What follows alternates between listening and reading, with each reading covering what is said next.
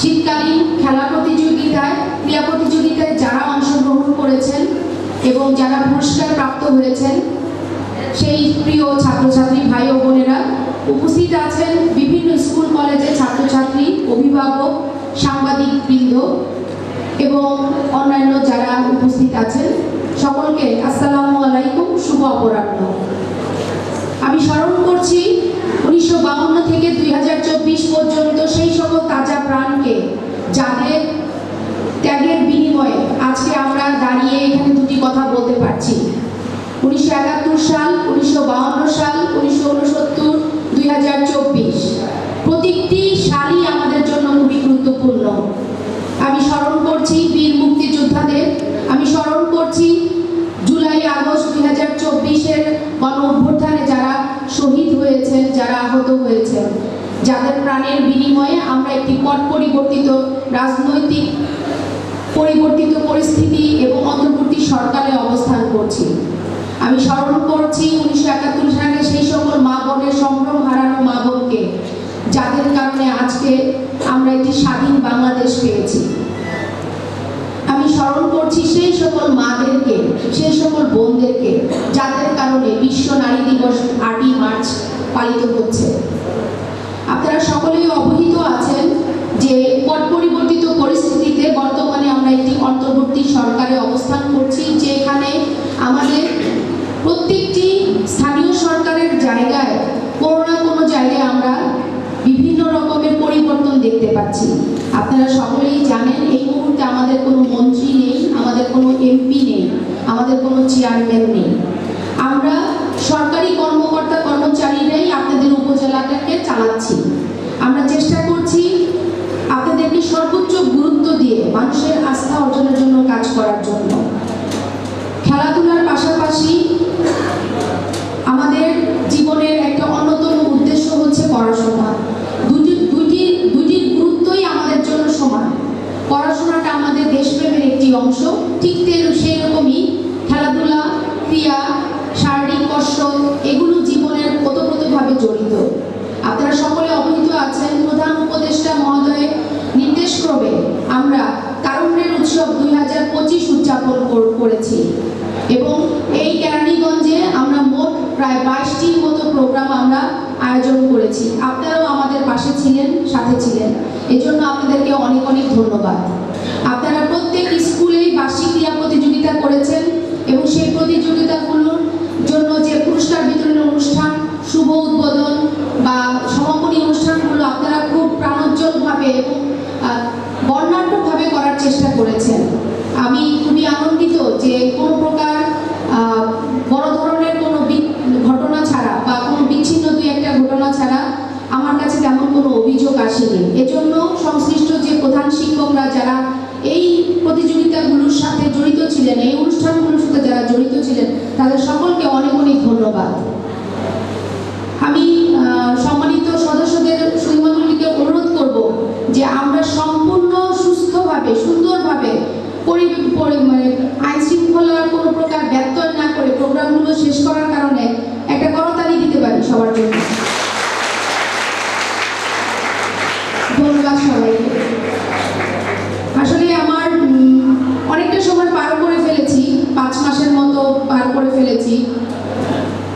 আমার সাথে যারা আমার সহকর্মী এই উপজেলা পরিষদ চালাতে সহযোগিতা করছেন, তাদের মধ্যে অন্যতম হচ্ছেন আজিজুল হক ভাই।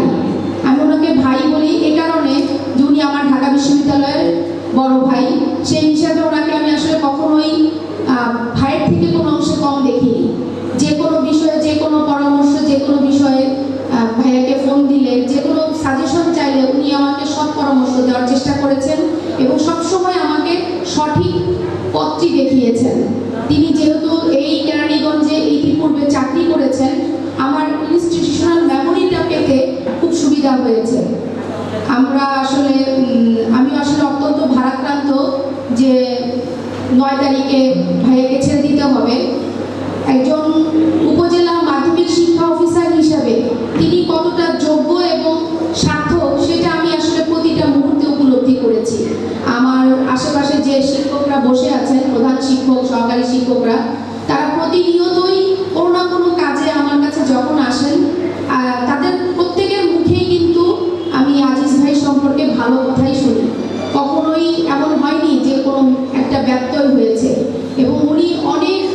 ম্যাচিউরলি তার কাজগুলো সম্পূর্ণ করেছেন।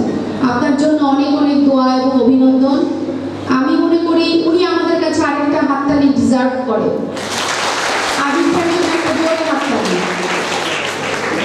আসলে আমি খুব সৌভাগ্যবান, কেরানীগঞ্জের শিক্ষা নিয়ে যারা কাজ করছে, আলোকিত কেরানীগঞ্জ বা শিক্ষা সংক্রান্ত যে স্টেক হোল্ডার আমার আছে, অংশীজন হিসেবে যারা কাজ করতেছেন, প্রত্যেকে খুবই ভালো মানুষ এবং প্রত্যেকেই স্বপ্রণোদিত হয়েই কাজটাকে উঠাতে চেষ্টা করছেন।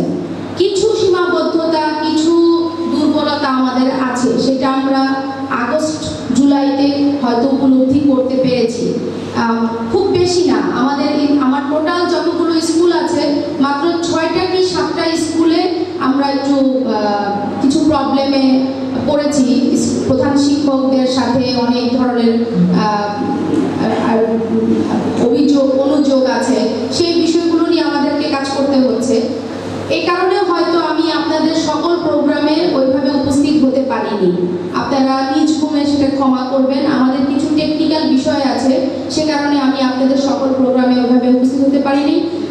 যেহেতু আপনারা জানেন যে আমি প্রায় 232টার উপর প্রতিষ্ঠানের প্রধান হিসেবে কাজ করতেছি, তো আপনাদের প্রোগ্রামগুলোতে যেভাবে আমাকে সময় দেওয়া দরকার ছিল সেভাবে হয়তো আমি সময় দিতে পারিনি। আজকে অনুষ্ঠানটি যাদের উদ্দেশ্যে, ছাত্রছাত্রী যারা খেলায় পুরস্কৃত হয়েছেন। খেলাধুলা একটি পড়াশোনারই অংশ আমি মনে করি। প্রো অ্যাক্টিভিটি না থাকলে জীবনে বড় হওয়া যায় না। শুধু পড়াশোনা করে আসলে লাইফে শেষ পর্যন্ত খুব ভালো কিছু করা গিয়েছে এরকম কোনো নজির কিন্তু নেই। আর এই বাংলাদেশকে একটি উন্নত রাষ্ট্রে পরিণত করতে গেলে দেশপ্রেমের জায়গা থেকে আমাদেরকে এই দেশকে একদিন আপনাদের হাতে তুলে দিতে হবে এবং সেই কাজটি করার জন্য, নিজেদের যোগ্য করার জন্য আমাদেরকে দক্ষ হয়ে, যোগ্য হয়ে বড় হতে হবে। জবাবদিহিতার জায়গা থেকে, স্বচ্ছতার জায়গা থেকে, নিজেদের স্বপ্রণোদিত হয়ে কোনো একটি কাজ, অর্পিত দায়িত্ব পালন করার জায়গা থেকে যে দেশপ্রেমের বিষয়টি আসে, সেই দেশপ্রেমের একটি অন্যতম ছোট্ট অংশ আমি মনে করি এই সকল খেলাধুলা, এই সকল প্রো অ্যাক্টিভিটিস। আপনারা যত বেশি প্রো অ্যাক্টিভিটিসের সাথে যুক্ত থাকবেন তত বেশি আপনার দেশের প্রতি, মানুষের প্রতি, সমাজের প্রতি দায়বদ্ধতাটা বেড়ে যাবে। আজকে আপনি ছোট একটা উপজেলায় পুরস্কৃত হচ্ছেন, কালকে আপনি জেলায় পুরস্কৃত হবেন, এরপর বিভাগে পুরস্কৃত হবেন। সর্বোপরি একদিন আপনাদের মধ্য থেকে কেউ না কেউ আন্তর্জাতিক অঙ্গনে তার অর্জনকে প্রতিফলিত করবে। আপনাদের প্রতি অনেক অনেক অভিনন্দন এবং শুভেচ্ছা। কেরানীগঞ্জকে ভালোবাসবেন, ঢাকা জেলাকে ভালোবাসবেন, বাংলাদেশকে ভালোবাসবেন। আর আপনার জন্য আবারও আমি একটি কথা বারবার বলি, আপনার জন্য সেটাই দেশপ্রেম যেটা আপনার উপর বর্তমানের অর্পিত দায়িত্ব। একজন ছাত্রের অর্পিত দায়িত্ব তার পড়াশোনাটা সম্পূর্ণ করতে হবে ঠিক মতো। একজন শিক্ষকের অর্পিত দায়িত্ব একজন ছাত্রকে মেধাবী ছাত্র হিসেবে তাকে মানুষের মতো মানুষ করে গড়ে তুলতে হবে। একজন ইউনো হিসাবে আমার দায়িত্ব কেরানীগঞ্জের মানুষদেরকে ভালো রাখা, আস্থায় রাখা। সবার জন্য অনেক অনেক দোয়া, আমাদের জন্য দোয়া করবেন, আমরা যেন সম্মানের সাথে আপনাদের আস্থার জায়গায় কাজ করে এই দেশকে এগিয়ে নিতে পারি। আসসালামু আলাইকুম।